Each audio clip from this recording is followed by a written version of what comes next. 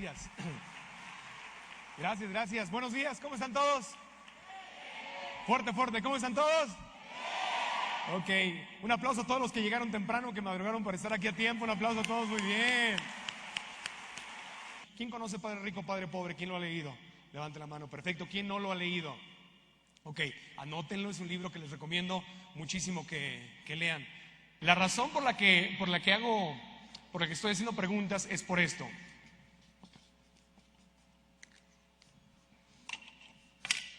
Wow, wow, así lo hago siempre.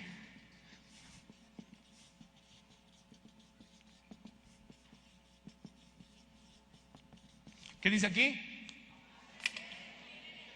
Exactamente, aprender requiere energía. ¿Qué dice aquí? Más o menos, ¿qué dice aquí?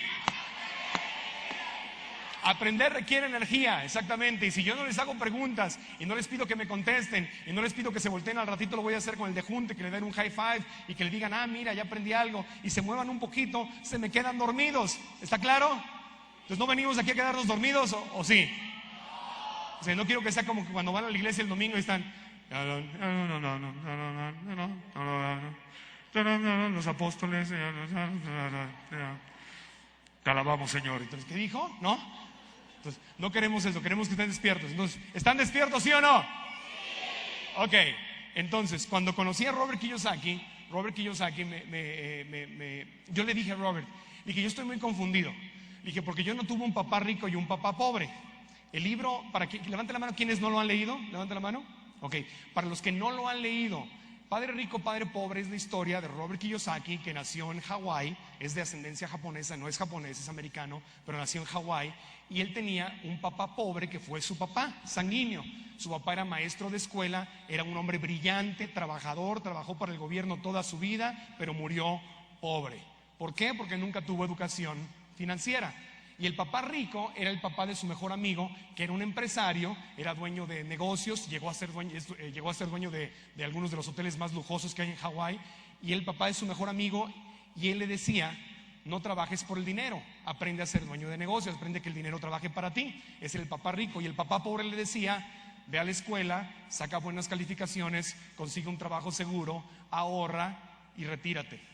Entonces él creció con esas dos filosofías. Entonces por eso Robert Kiyosaki acabó siendo una mezcla de los dos. Acabó siendo maestro como su papá pobre, pero maestro de educación financiera como su papá rico, ¿ok? Entonces yo le decía a Robert Kiyosaki, yo no tuve un papá rico y un papá pobre, pero yo nací en la frontera entre un país rico y un país pobre. Yo nací en Tijuana, Baja California. ¿Quién ha estado en Tijuana? Levante la mano.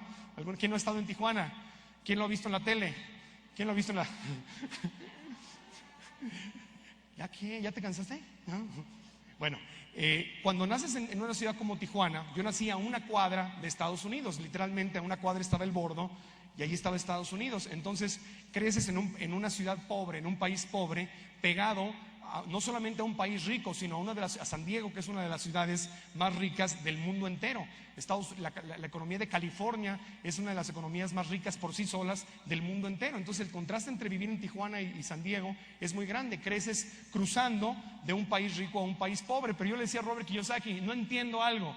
México es el país pobre, pero México tiene oro, tiene petróleo, tiene plata, tiene playas, tiene gastronomía, tiene talento, tiene historia, tiene todo. México no debería ser el país rico porque Estados Unidos no tiene nada de eso. Sin embargo, ellos son financieramente ricos y nosotros somos financieramente pobres. Y me dice Robert Kiyosaki, es que es muy sencillo, Marco, porque el dinero no se crea con base en los recursos que tienes. El dinero se crea en la mente. El problema está en lo que tienes entre tu oreja izquierda y tu oreja derecha. ¿En dónde está el problema? Entre la oreja izquierda, háganlo todos, díganlo. Entre mi oreja izquierda y mi oreja derecha. Exactamente. Y me dijo, porque cada persona, cada ser humano tiene una forma de pensar diferente, tiene un contexto diferente. ¿Tiene un qué? Un contexto diferente. Entonces, si yo tengo, por ejemplo, un vaso y el vaso está lleno de agua, obviamente el agua es el contenido. ¿Qué es el agua? El contenido. ¿Y el contexto entonces cuál será? El vaso. Exactamente, el vaso es el contexto. Repitan esa palabra, ¿es el qué? El contexto. Y el contexto no es otra cosa más que tu forma de... ¿Tu forma de qué? Los necesito despiertos, si no me ayudan no, se van a dormir. ¿Tu forma de qué? Tu forma de pensar, exactamente. Entonces lo que sucede es algo. Si yo tengo una forma de pensar chiquita, un contexto chiquito, ¿verdad? Comparado con un contexto más grande. Y de repente digamos que el agua es el dinero, porque la gente piensa en el contenido. Dice que la gente, quiero tener dinero, quiero tener dinero, quiero tener dinero, quiero dejar de sufrir por el dinero. Y estás pensando en el dinero, es el contenido. Y nunca piensan en el contexto.